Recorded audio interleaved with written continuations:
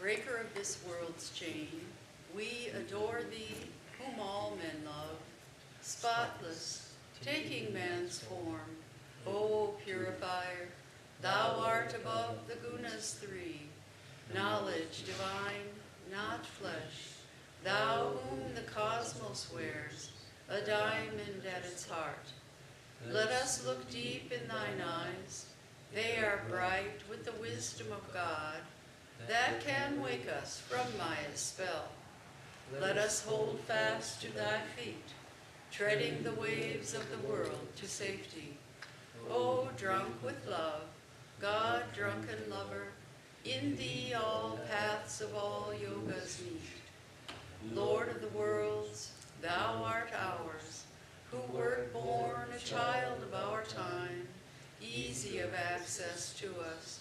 O merciful, if we take any hold upon God in our prayer, it is by thy grace alone, since all thine austerities were practiced for our sake.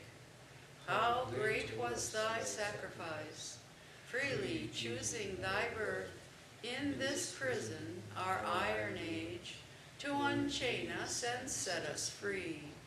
Perfect, whom lust could not taint, nor passion nor gold draw near. O Master of all who renounce, fill our hearts full of love for thee. Thou hast finished with fear and with doubt, standing firm in the vision of God, refuge to all who have cast fame, fortune, and friends away. Without question thou shelterest us, and the world's great sea in its wrath seems shrunk to the puddle.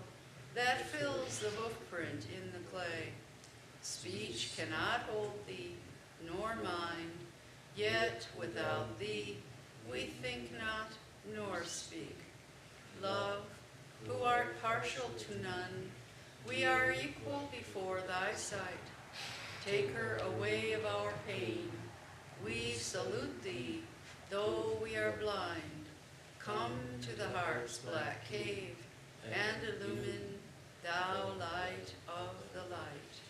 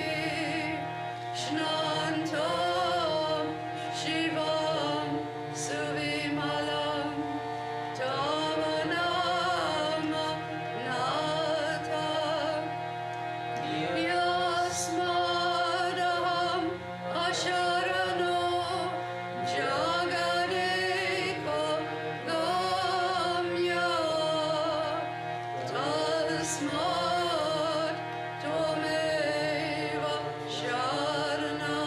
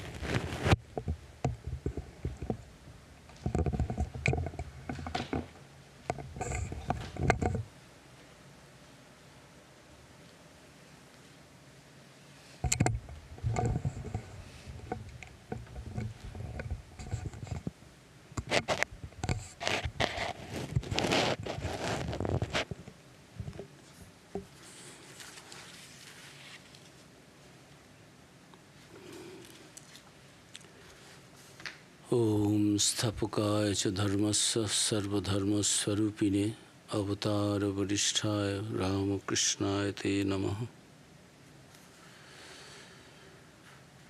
Today is a wonderful day for the devotees of Ramakrishna.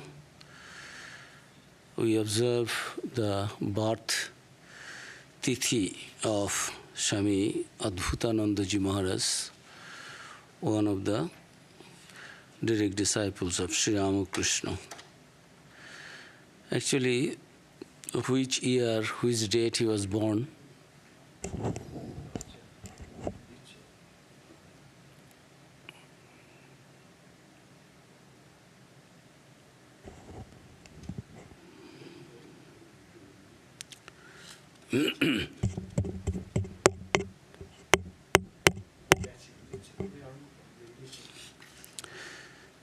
So, Swami Adbhutanandaji was born. It is not known which day he was born, but in the Ramakrishna mission, we observe his birth tithi on this very auspicious day, Maghi Purnima. Today is the Maghi Purnima tithi. So, we are observing Maharaj's birth tithi. And as I said, very little is known about his father, mother, but it is known that he was born in a very poor shepherd's family.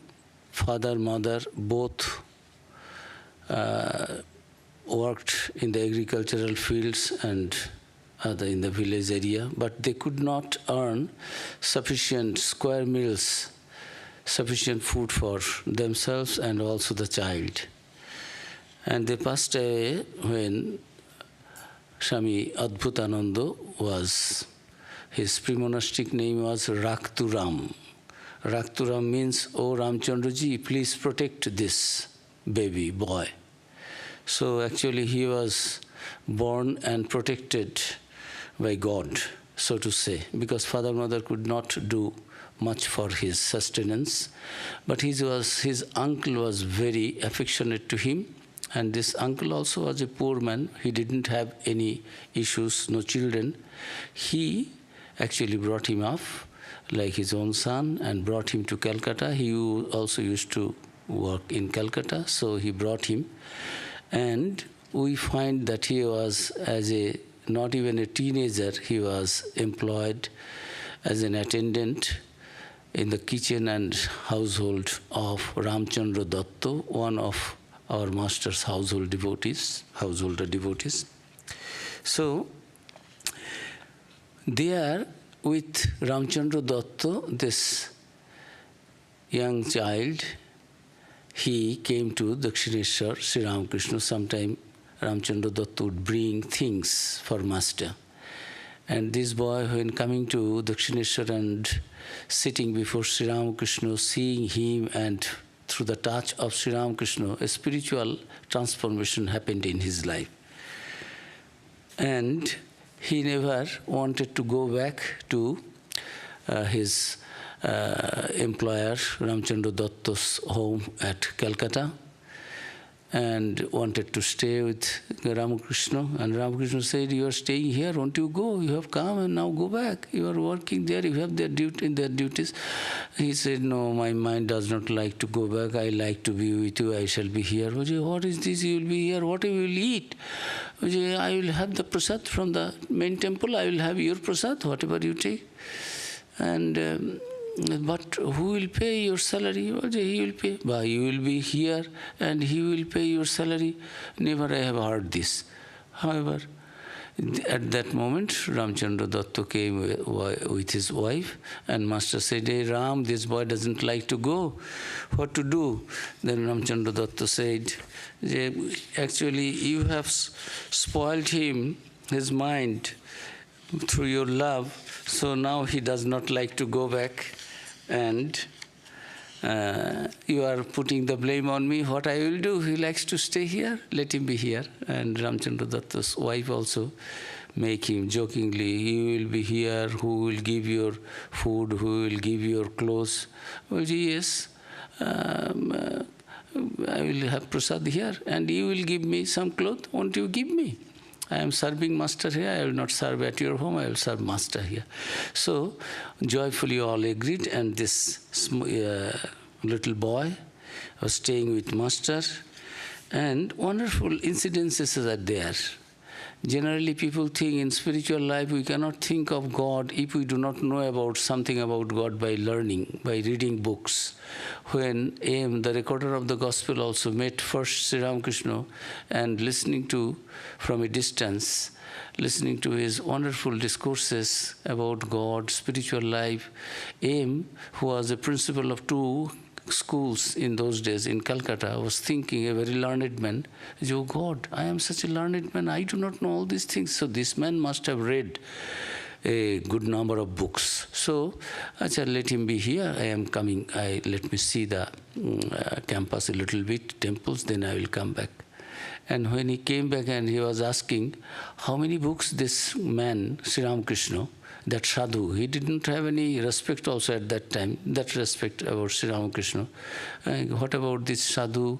How many books he has read? Does he read too many books? Then his attendant, just another unlettered lady, maid, said, oh, my child, you go. Everything is in his tongue. So educated people always think that for God realization, certain kind of education is necessary. And this Adbhutananda means unique. Adbhut means unique. And this Adbhutananda is the bliss and joy in that most unique, that is God. And it is unique creation of Sri Ramakrishna, transformation that took place in this young boy's life. A few incidents we will read from his biography by Swami Chaitanandaji Maharaj, God lived with them. Sri Ramakrishna, his guru, made this unsophisticated village boy an illumined saint. His brother disciple Swami Vivekananda said about himself that Latu is Sri Ramakrishna's greatest miracle. Having absolutely no education, he has attained the highest wisdom simply by virtue of the master's touch. Swami Turiyanandaji, another disciple of Sri Ramakrishna, he said, many of us had to go through the muddy waters of intellectual knowledge before we attained God, but Latu jumped over them like Hanuman. According to the Hindu epic Ramayana, Hanuman went to Sri Lanka to search for Sita by jumping over the ocean from India. His life teaches us how to live in God without touching the dirt of the world. So, this simple, guileless boy just fell in love with Sri Ramakrishna on his first sight and stayed with Sri Ramakrishna, and Sri Ramakrishna also was training him in an unique way. Latu's lack of formal education made him unique among Sri Ramakrishna's direct disciples. Perhaps because his mind was uncluttered by intellectualism and not trained to doubt, he absorbed the instructions of his guru with unquestioning simplicity. Once the master told him in an ecstatic mood, quote, one day the gems of the Vedas and Vedanta will pour forth from your lips, unquote. Thus, Latu was commissioned and blessed by his teacher, his guru, Sri Ramakrishna. This prophecy later came to be fulfilled to the letter. It would seem as though Sri Ramakrishna intended to demonstrate to the modern world through Latu that God can be realized without the study of the books and scriptures, that spiritual wisdom comes not through intellectualism but through inner realization. Swamiji said, religion is realization. Once, Sharat Chandra Chakraborty, Swamiji's disciple, very learned Sanskrit scholar, he requested, Swamiji, you speak something about your pre-monastic life, we will write a biography. Immediately Latu said, sir, please do not write anything about me. I am an insignificant person. If you wish to write anything, then write about Sri Ramakrishna and Swami Vivekananda. That will benefit humanity. So he would never ever show anything and speak about himself, and his sadhana also unique. Every disciple of Sri Ramakrishna are very austere, but Latu's austerity also was a special kind of, that also is unique from many points of view. So we will try to see some of the incidents read from the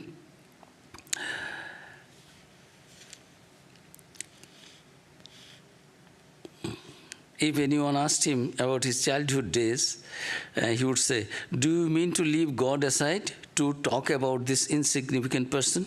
Don't be silly." So in later life also, not only in his early days, in later life also, anybody wanted to know anything about his pre-monastic life, early days, he didn't say much about that.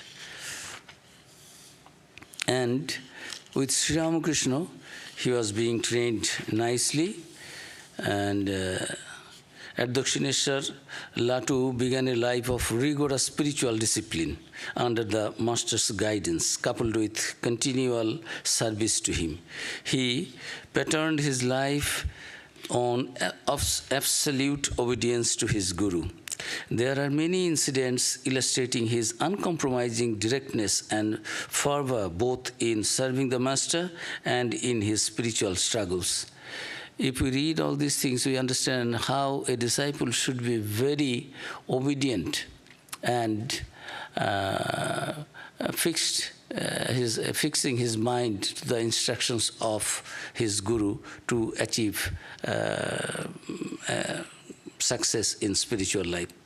The master once said to Latu, "Be careful about wine and about lust and gold. These things are obstacles that create doubts about God. A person who meditates after taking intoxicants and a yogi who is attached to women are both hypocrites and only deceive themselves." Unquote.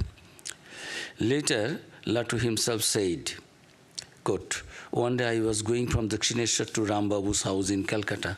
There was a wine shop at the Kashipur Road junction, and when I passed that place, my mind became restless, although I did not know why. When I returned to Dakshineshwar, I told the master about it and said, the odor of the wine caused restlessness in my mind.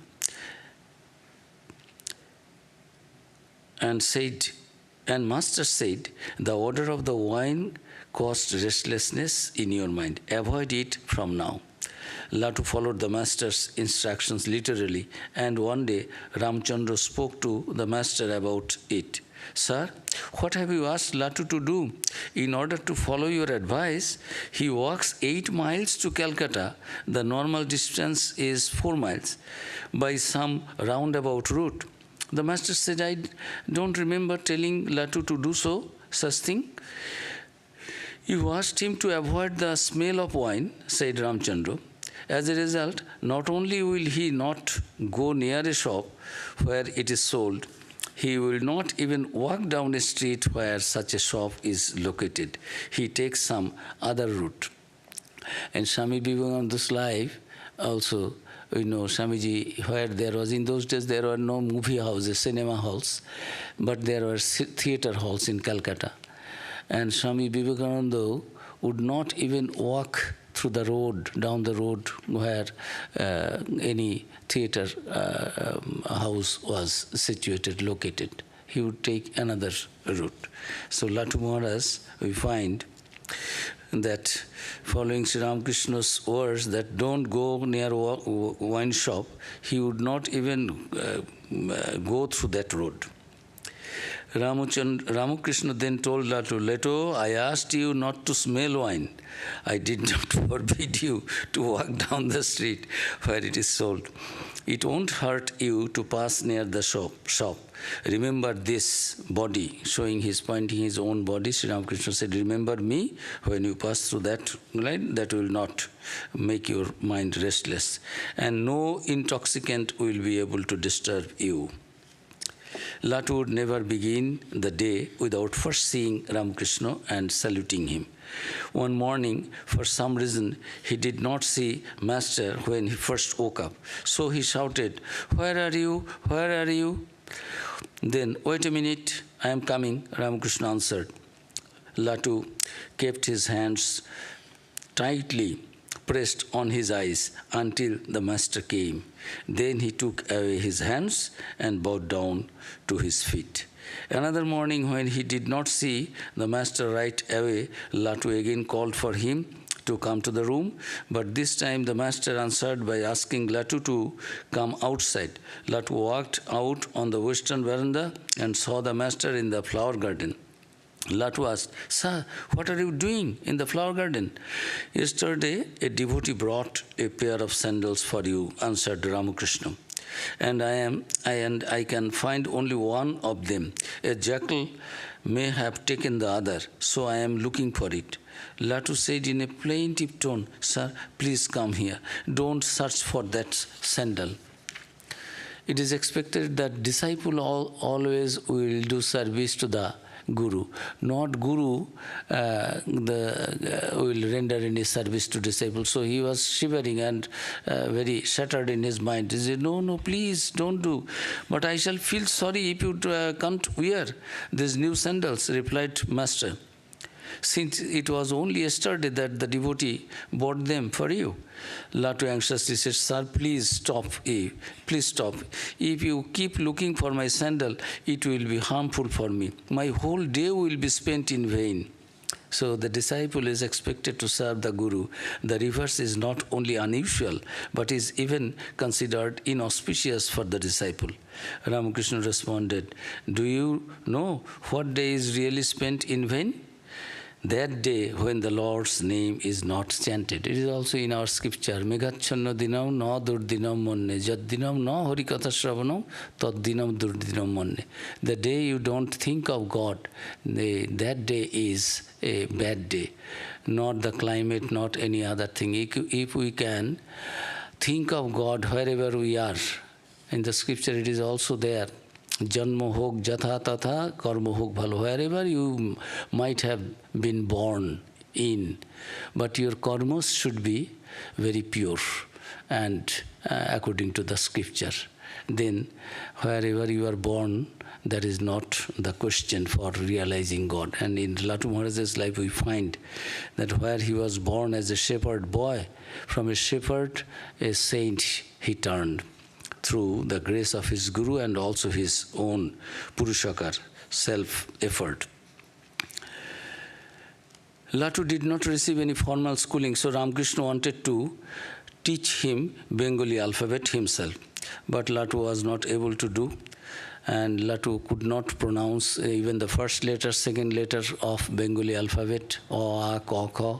So Master said, "No more book learning for you." Thus ended Latu's education.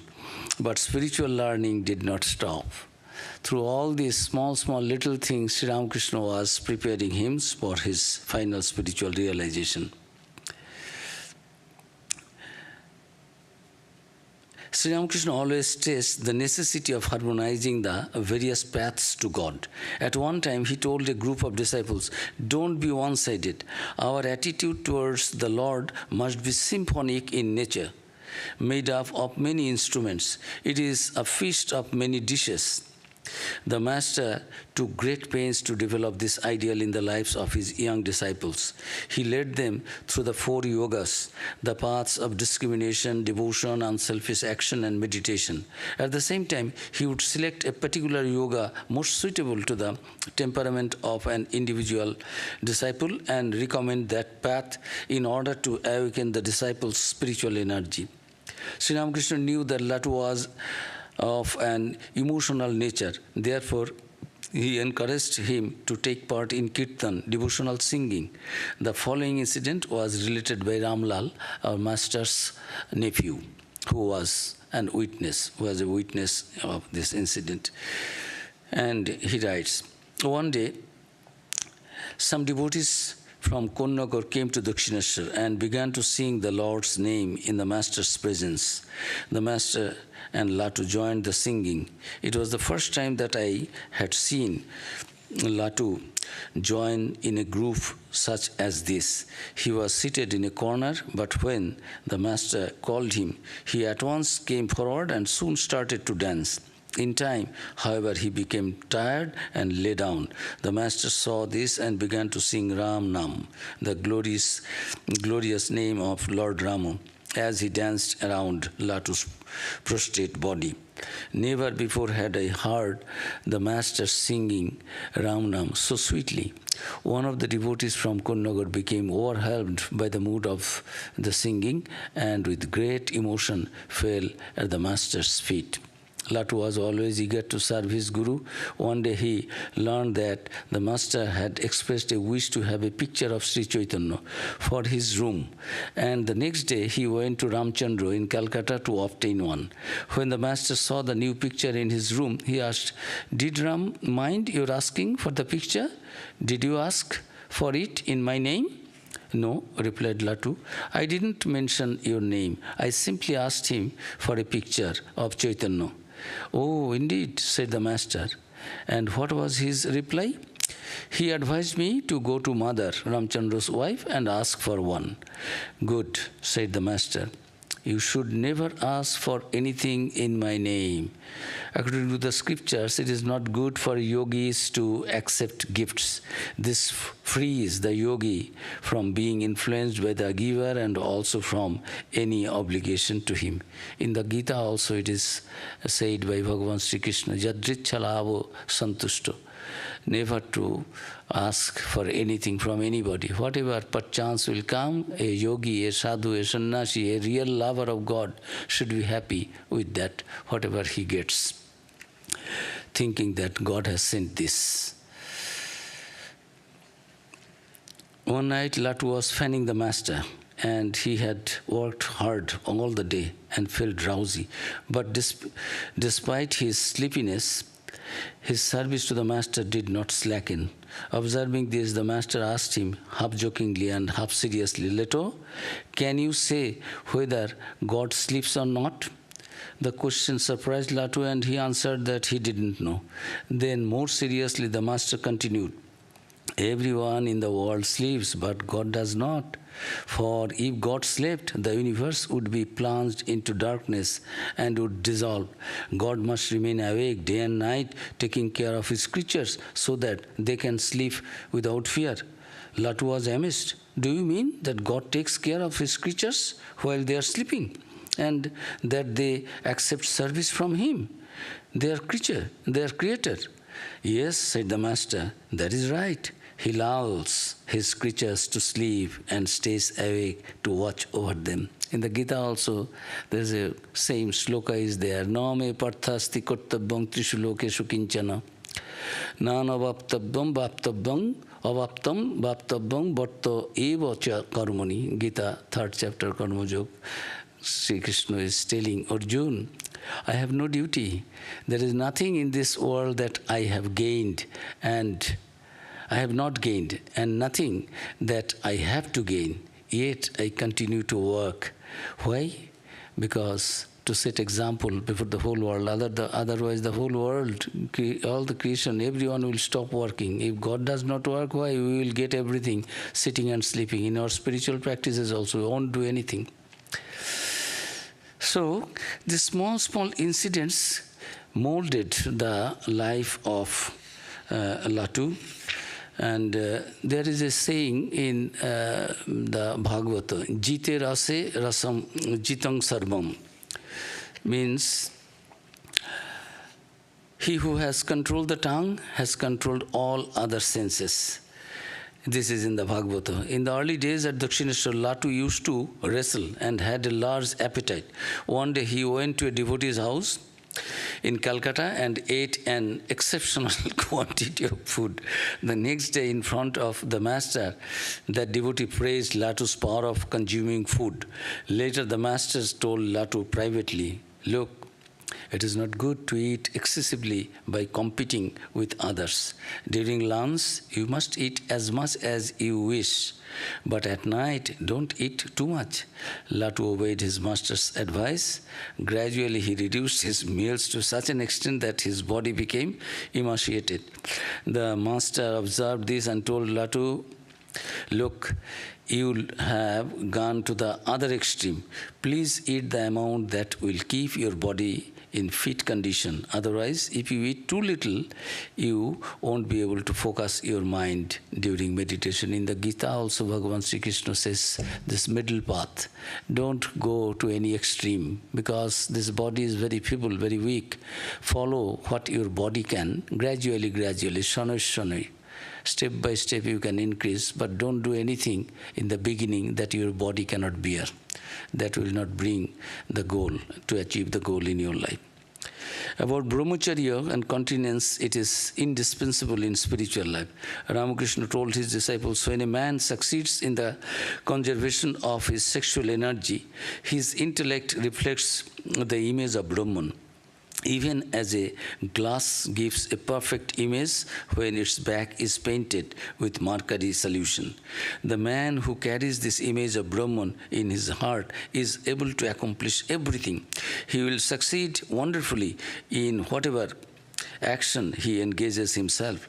Sri Ramakrishna advised his householder disciples to lead a normal family life while practicing self-control. But the master cautioned those who wanted to become monks to be careful about women. He told Latu, quote, "If you want to realize God, you will have to be a brahmacharin. Without practicing brahmacharya or continence, one cannot concentrate steadily on God. From brahmacharya comes intellectual conviction, and then comes faith in the power of Brahman. Without this faith, one cannot feel that he lives in Brahman. Practice japam and meditation day and night. This is the way one can get rid of attachment for lust and gold." Yan isha sarvabhutanang tassang jagrati sangjami yassang jagrati bhutani sa nisha pashyato mune. Gita, Bhagavan is telling that's what the worldly minded people, those who don't bother for realization of God, try to enjoy the world. The sadhu, santos, and those are yogis, those who are seekers of the truth, must remain unaware of that. And what the ordinary people are unaware, this treasure of spiritual life, the yogis, the lover of God, seekers of truth, must be awake in that. It is like that. So these small things made his life wonderful.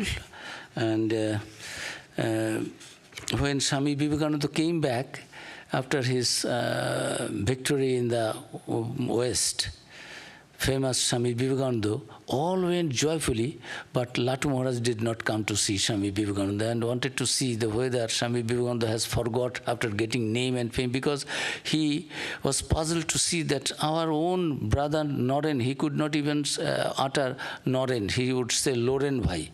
And Swamiji also jokingly will say, Master used to say from Rakturam to Laltu, from Laltu to Latu, Leto, Neto, and Swamiji would make jokingly call him Plato, Aristotle Plato. You see what Latu speaks, it is like Platonic understanding, wisdom is there. So he actually achieved that. So jokingly Swamiji used to say, where is the Plato? Means our Latu Maharaj, Leto. So now he was thinking, Noren has forgot me, I will not go. He didn't come. But after some time, when all were present, then Swamiji said, where is Latu? Where is Leto? So Swamiji called him and sent for him. Then Swamiji came to see him himself. Then he understood that the greatness of Swamiji. When Swamiji passed away also in Belur Math, all came to Belur Math from Calcutta centers, Udbodhan, but Latu did not come to see. Others were telling, why Maharaj you did not go? All went, and somebody said also something. He said, what is wrong with you? Then he could not check himself, contain himself. So, shedding tears, he was telling, who loved me most after my master, Sri Ramakrishna, was Swamiji. And he left his body today. How can I bear seeing that dead body? I did not go to Sai because I will not be able to control myself publicly. So he kept himself hidden and even did not allow him to see the dead body, lust, right, other things. So that was his love for Swamiji. And he had pilgrimages in different places. Now we come to the close. And his passing away also was very nice. Adbhutanandaji's spiritual life, about that. He was in Varanasi at the end of his life. Towards the end of Latu Maharaj's life, a devotee asked him, "Do you feel now that the world is a burden?" He answered, "Look, when you dive deep into the Ganges, though there are thousands of pounds of water above you, you don't feel that weight. Similarly, if you plunge into God's creation, yet still hold on to Him, you will not feel its burden. Then the world becomes a place of merriment." So, he knew the secret of living in this world, how to live joyfully, peacefully, and seeing the presence of that Creator everywhere. So, last day eventually he had a gangrene. Gangrene developed into in the blister again. The doctors operated several times on successive days, but it was not successful. On 12th May 1920, Turiyananda wrote to Miss Josephine MacLeod, an American devotee of Vivekananda, about the passing away of Latu Maharaj. Latu Maharaj passed away in the holy city of Benares, Kashi, at 12:10 p.m. on Saturday, 24th April 1920. The letter was from Turiyanandaji, giving the description, and we close. I am extremely sorry to let you know that Swami Adbhutananda Latu Maharaj is now no more. He breathed his last on the 24th of April. His passing away was indeed wonderful. He entered a meditative state from the first moment he fell ill and remained absorbed in that state until he gave up the body. He had developed a small blister on his right ankle that developed into gangrene. All the best local medical help was requisitioned, but to no avail, and in 10 days he expired. He showed no signs of pain during his illness, but the wonder of all wonders was that after his death, when his body was placed in a sitting position to conform with some of the funeral rites, we found him looking so beautiful, so serene, so full of peace and bliss. His face beamed with light and an intelligence unspeakable, as if he were taking leave from his friends for the last time, with an exhaustion of affectionate benediction. Exhortation of affectionate benediction. Really, it was a sight for the gods to see. We chanted the name of the Lord for 3 hours and then took his body, decorated with flower garlands, sandal paste, etc., in procession to the Ganges side and carried it to Manikarnika Ghat by boat to be immersed in the holy water of the Mother Ganges after due performance of the last rites necessary for the occasion of Jalo Samadhi, water Samadhi. Just giving it to the water.